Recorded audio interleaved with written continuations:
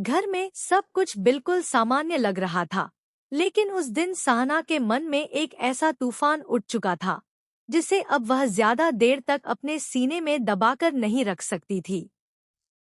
पिछले कई दिनों से वह कौशल्या के व्यवहार को ध्यान से देख रही थी। कौशल्या जब भी किसी को अपने कमरे में आता देखती, अचानक अपनी बातें बदल देती। किसी के सामने वह मासूम बनने का नाटक करती, तो किसी के सामने ऐसी बातें करती जैसे घर की हर बात का राज सिर्फ उसी के पास हो।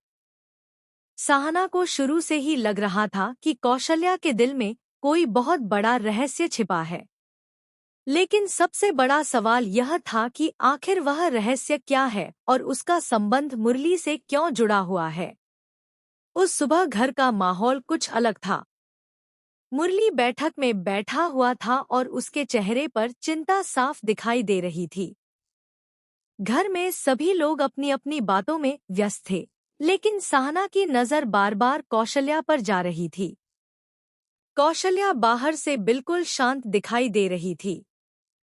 उसके चेहरे पर वही बनावटी मुस्कान थी, लेकिन सहना अब उस मुस्कान के पीछे छिपे डर को पहचान चुकी थी। सहना ने मन ही मन फैसला कर लिया था कि आज चाहे जो हो जाए, वह कौशल्या से सच पूछकर ही रहेगी। तभी कौशल्या ने सहना को अपनी तरफ आते देखा। उसके चेहरे का रंग एक पल के लिए बदल गया। उसने तुरंत नजरें फेर ली। सहना ने यह बात देख ली। वह धीरे धीरे कौशल्या के पास पहुंची और बोली, कौशल्या जी, आपसे मुझे कुछ पूछना है। कौशल्या ने खुद को संभालते हुए कहा, मुझसे? ऐसी क्या बात है? सहना ने उसकी आंखों में देखते हुए कहा, वही बात जिसे आप पिछले कई दिनों से हम सबसे छिपा रही हैं। यह सुनते ही कौशल्या के चेहरे की मुस्कान गायब हो गई।